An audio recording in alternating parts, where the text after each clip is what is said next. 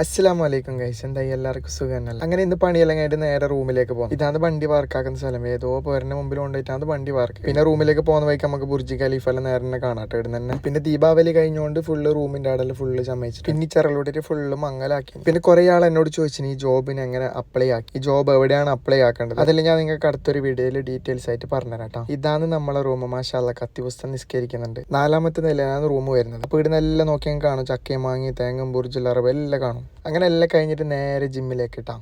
ഇതാണ് ഞാൻ പറഞ്ഞത് നമ്മൾ അൽക്കൈൽ ഹൈറ്റ്സ് എന്ന് പറഞ്ഞ അങ്ങനെ നേരെ ജിമ്മിലേക്ക് എത്തി. ഉസ്താദ് അവിടെ ഏതോ പെണ്ണിനോട് കൊഞ്ചിക്കുന്നുണ്ട്. ഇന്നത്തെ വർക്കൗട്ട് ബൈസും വിങ്സും ആണ്. എനിക്ക് ഏറ്റവും കൂടുതൽ ചെയ്യാൻ ഇഷ്ടപ്പെട്ട വർക്കൗട്ട് എന്ന് പറയുന്നത് ഒന്ന് ചെസ്റ്റും പിന്നെ ഒന്ന് ബൈസും ആണ്. നാട്ടിൽ കുറെ ജിമ്മിന് പോയിക്കൊണ്ടായി ഒരു കാര്യം ഉണ്ടായി. അങ്ങനെ ബോഡി സെറ്റ് ആക്കണം എന്ന് തന്നെ ഭയങ്കര ആശ. അതുകൊണ്ട് ഇത്ര ചത്തിട്ട് എടുക്കുന്നത്. ഒന്നും കഴിയുന്നില്ല, അങ്ങനെ എടുക്കല് പിന്നെ എന്താക്കല്.